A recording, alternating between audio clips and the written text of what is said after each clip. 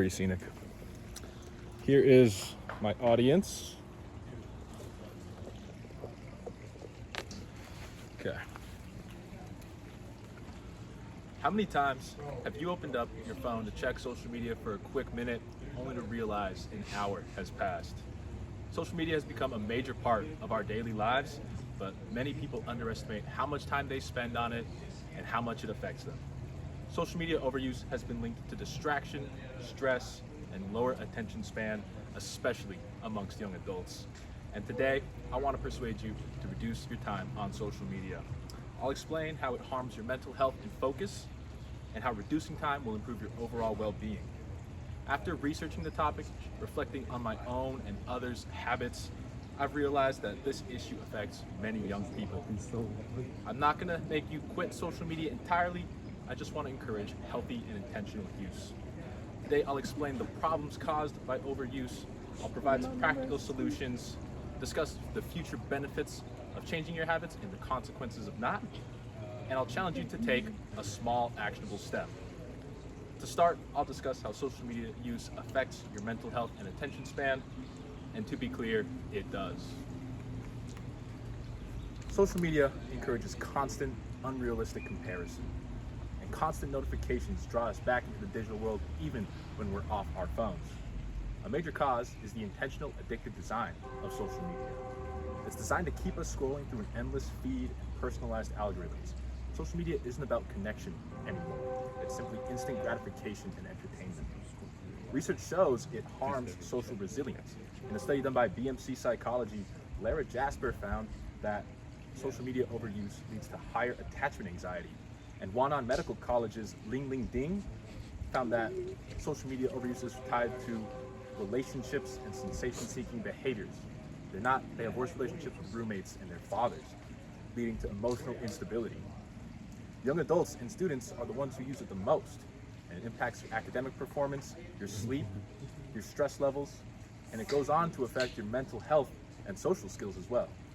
Generations Z and Alpha have used it since adolescence, so we don't have concrete facts on long-term use since a young age.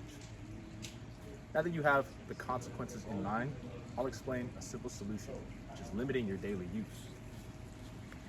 The best solution is to limit and set intentional boundaries around social media use.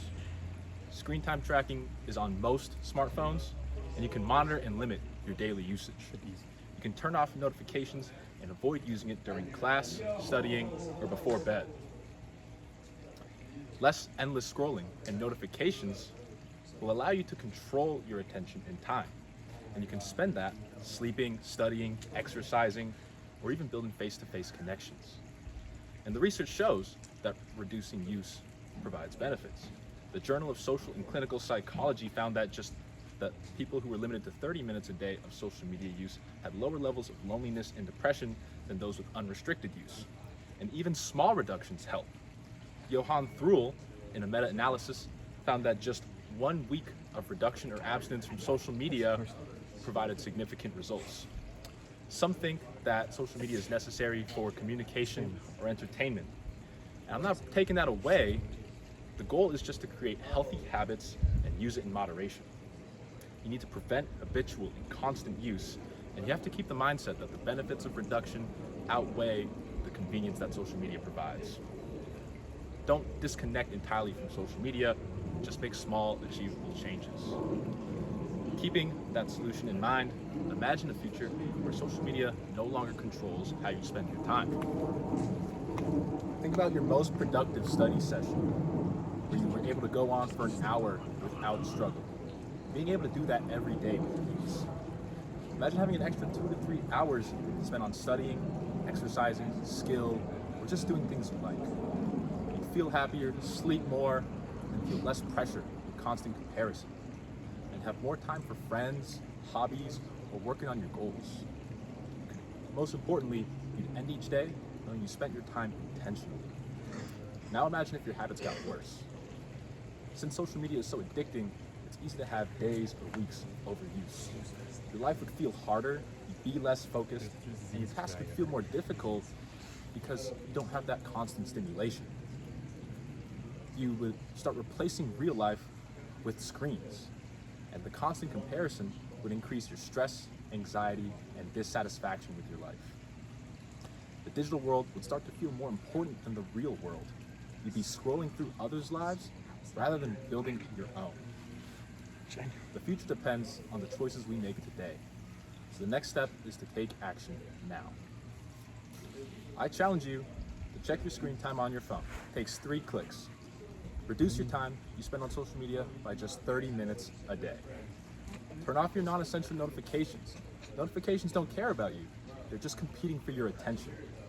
My favorite method was to grayscale my phone to make it less stimulating and easier to put down. You can do this during studying, working, during meals, or before bed.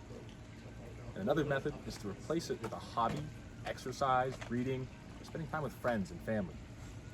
The solution's realistic. You're not deleting or giving up social media, you're just developing healthier habits while staying connected. Small reductions in social media lead to meaningful improvements, as stated before. And with any addiction, the choice starts now. 1 minute of scrolling is 1 minute that can't be regained. Small, repeated choices shape your habits, relationships, and your future. So put down your phone and reclaim those minutes today. Hopefully, I've persuaded you by explaining the consequences of social media abuse, showed how tracking your time will lead to less overuse, discussed what your life will look like with less usage, and challenged you to take a small step to change your habits. Social media has become normalized today. It was designed to capture your attention and be addictive. Too much use impacts your overall well-being and your productivity. If you're still not convinced, I'll leave you with this thought. Do you want to make these small changes in your habits, or do you want to be the commodity of the attention economy?